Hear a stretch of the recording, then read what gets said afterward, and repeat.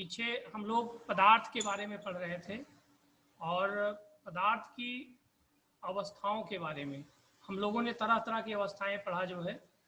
और आपको याद हो तो उसमें हम लोगों ने पदार्थ किसे कहते हैं ये भी पढ़े हम लोग। और एक स्क्रीन पे आप लोगों को स्लाइड दिख रही होगी, स्लाइड शो हो रही है आप लोगों के पास? एक लोग माइक ऑन करके बताएं। नहीं करा रही है। हाँ दिख रही होगी, जिसका नेटवर्क वीक होगा थोड़ा सा टाइम लगेगा। देखिए पदार्थ की परिभाषाएं हम लोगों ने पढ़ लिया था। ऐसी वस्तु जिनमें भार होता है जो स्थान खेलती है तथा जिसका कार्य द्वारा एहसास किया जा सकता है जिससे पदार्थ ऐसी लकड़ी का ऐसी वस्तु जिनमें भार होता है जो स्थान खेलती है पदार्थ की अवस्थाएं होती है किया जा सकता है। ये उसके पदार्थ कहते हैं जैसे लोहा, लकड़ी, कांच, मिट्टी आदि। ठीक है, पदार्थ की भौतिक अवस्थाएं हमने कितना बताया था आप लोगों को? 3 ठोस, द्रव, गैस। ठोस, द्रव, गैस। ठोस के बारे में भी हम बता चुके हैं, ठोस के बारे में भी हम लोग बात कर। ठोस पदार्थ के अणु बहुत पास होते हैं। ठोस पदार्थ के अणु बहुत पास होते हैं जिनके बीच लगने वाला दूसरा अणु का कर्षण बल बहुत अधिक होता है। जिनके बीच कर लगने वाला अणु होता है जो इन्हें एक साथ बांधे रखता है। द्रव की आकृति निश्चित होता है। चलिए आयतन द्वारा हम लिखा जाता है। हम लोग पदार्थ के और वर्गीकरण घुलनशीलता के आधार पर हम लोगों ने वर्गीकरण किया था, जिसमें विलेय और अवलेय, इसके बारे में भी हम लोगों ने अच्छे से पढ़ लिया है। पारदर्शिता के आधार पर 3 प्रकार के पारदर्शी, अपारदर्शी, पारदर्शी। कठोरता के आधार पर पदार्थ का वर्गीकरण,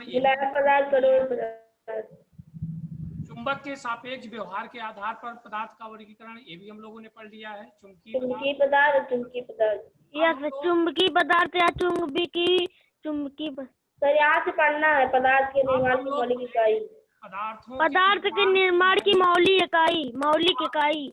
अब आप लोग अपने माइक को इकाई। चलिए, पदार्थ निर्माण की मौलिक इकाई देखा जाए तो मूल इकाई क्या होती है जो है परमाणु होता है। ये याद रखिए आप लोग। पदार्थ सूक्ष्म कणों से मिलकर बना है जिन्हें अणु या परमाणु कहते हैं। पदार्थ के निर्माण की मौलिक इकाई यानी मूल इकाई क्या होती है? परमाणु होती है। तो सबसे पहले हम लोग मॉलिक्यूल्स यानी अणु के बारे में पढ़ेंगे और इसमें अणु की परिभाषा याद होगी। चलिए आयुष आप बताएं अणु की परिभाषा। अणु की हाँ, पदार्थ का वह सूक्ष्मतम कण जो स्वतंत्र अवस्था में रह सकता है परंतु रासायनिक क्रिया में भाग नहीं ले। Microscopic particle of substance which cannot be divided by any action. The microscopic particle of substance which can remain in an independent state but does not participate in the chemical reaction is called molecule.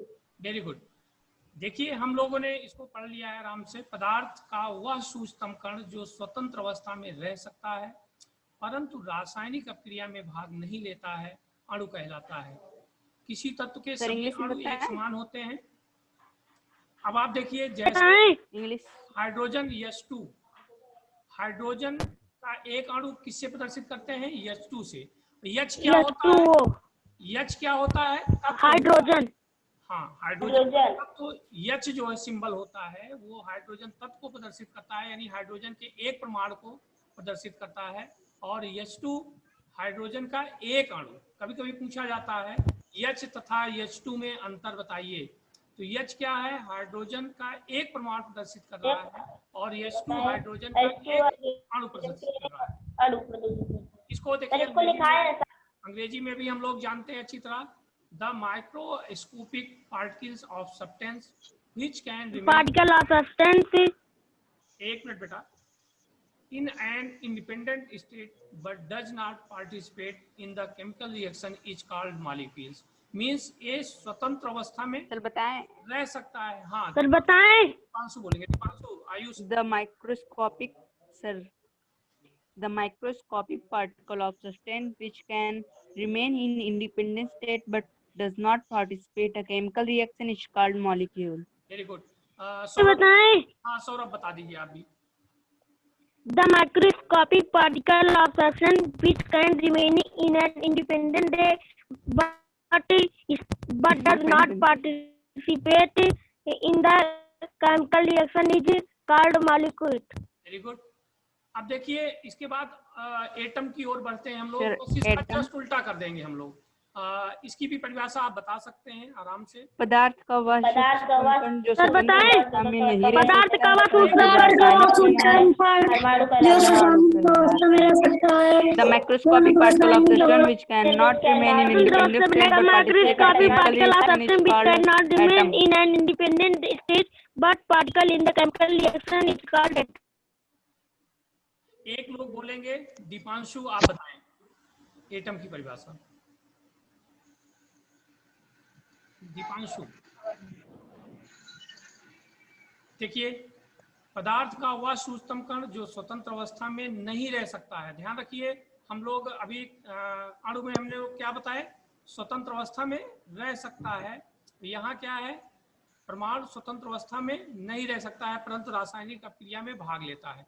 यानी अणु क्या होता है, रासायनिक अभिक्रिया में भाग नहीं लेता है और परमाणु रासायनिक अभिक्रिया में भाग लेता है। इसको अंग्रेजी में भी बोल सकते हैं। अंग्रेजी में हम जिसको कहेंगे वो बोलेंगे। अंग्रेजी में चलिए बताएं। हाँ दीपांशु ही बोलेंगे और कोई नहीं बोलेगा। चलिए दीपांशु। जी sir, the microscopic particle of substance which can independent state but participate in chemical reaction is called atom. Very good. और इसके बाद देखिए पहले ये कहा जाता था परमाणु अविभाज्य है, इसको तोड़ा नहीं जा सकता है। लेकिन जब इलेक्ट्रॉन, प्रोटॉन और न्यूट्रॉन की खोज हो गई तो आधुनिक जो परमाणु सिद्धांत आया उसमें ये कहा गया कि परमाणु विभाज्य है और इसके 3 मूल कण होते हैं या अवयवी कण होते हैं। पहला प्रोटॉन, इलेक्ट्रॉन, न्यूट्रॉन। प्रोटॉन की खोज रदरफोर्ड ने किया था, इलेक्ट्रॉन की खोज जे थॉमसन ने किया था और न्यूट्रॉन की खोज जेम्स चैडविक ने किया था। हाँ, प्रोटॉन पे धनात्मक आवेश होता है, इसको P से प्रदर्शित करते हैं। इलेक्ट्रॉन पे ऋणात्मक आवेश होता है, इसको E से। न्यूट्रॉन पे कोई आवेश नहीं होता है, उदासीन होता है और इसको हम लोग N से प्रदर्शित करते हैं। इसको याद करने की तरीका मैंने बताया था, EPN बटा TRC। ईंट पर नाचे, ईंट तो ई से इलेक्ट्रॉन थॉमसन, जे थॉमसन हो गए। पी पर पा से प्रोटॉन, रा से रदरफोर्ड, न्यूट्रॉन और चा से चैडविक। ये आप लोग अच्छी तरह जान रहे हैं और इसकी परिभाषा हम लोगों ने अच्छे से तैयार कर लिया है।